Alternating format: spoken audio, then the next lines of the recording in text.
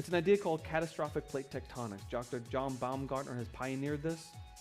He uses a massive computer model of plate tectonics, even as secular people use, interestingly.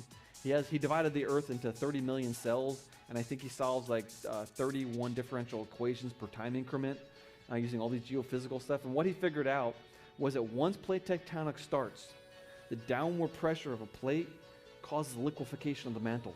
It has a phase change, and that makes the plate fall because it's not held up anymore. And one of the predictions of catastrophic plate tectonics is that if plates are being pushed down, they haven't had time to melt. We have this new field of science. It's called seismic tomography. When an earthquake happens, seismic stations all around the world record the time it takes the S&P waves to get there, and they can actually back calculate and image the inside of the Earth. And when they've done that, they have learned that there are massive slabs of cold, only a few hundred degrees, not melted, but not room temperature either. So geologically cold slabs of rock at the base of the mantle, which means they got pushed down there recently and haven't melted. So one of the biggest predictions of catastrophic plate tectonics has been confirmed.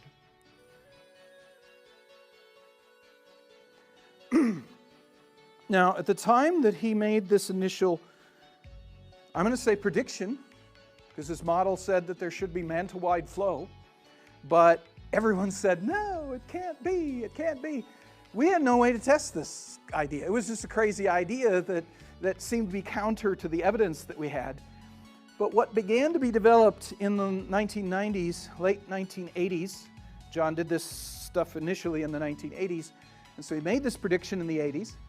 By 1990, they had developed a method called seismic tomography, which allowed them to look into the mantle, sort of like a sonogram, like you would take a sonogram to look at a child in the womb or something like that. It's the same kind of idea. It's using earthquake waves to bounce off of things and get a picture.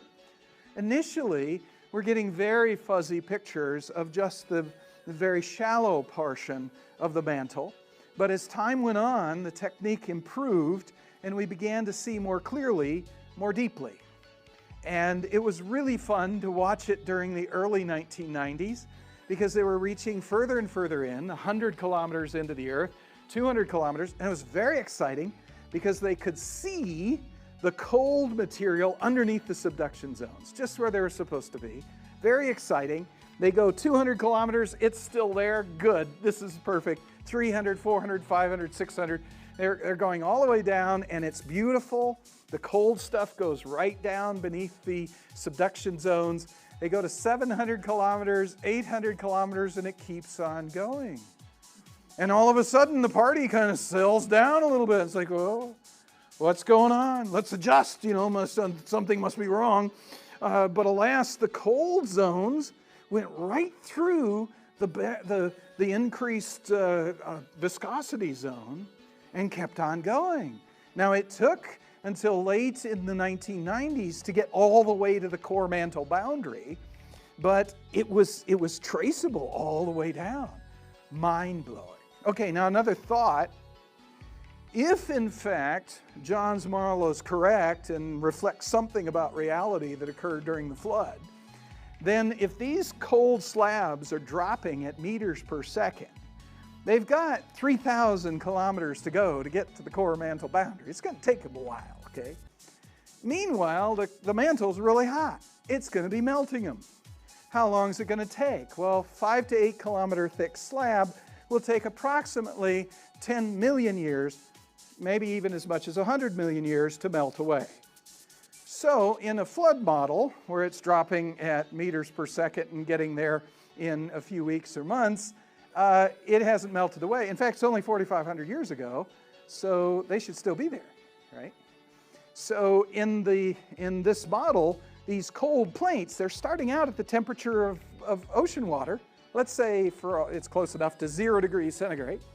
They're dropping into the mantle. All the way down to the base has got 3,000 degrees centigrade temperature down there.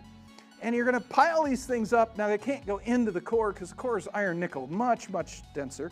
So they're just going to pile up down there, theoretically. into a pile of cold stuff. That's 3,000 degree temperature difference than the hot stuff, the normal stuff in the mantle. Now that, you might actually be able to tell that. You might be able to discern where that stuff is. So as seismic tomography got further and further down into the mantle, we're beginning to think, hey, they could test another prediction of the model, which is that there's a pile of cold stuff at the base of the mantle that is 3,000 degrees colder than the material, than the normal temperature of the core mantle boundary. And here's a picture of the interior of the Earth with cold zones in the Earth, hot zones in the Earth, and then 240 kilometers above the core mantle boundary. We have temperature variations which exceed 3,000 degrees, reported in 1997. There should be no, again, if things are going at normal rates, it's going to take much longer for these plates to get down to the core mantle boundary than it takes for them to melt. So they would be gone.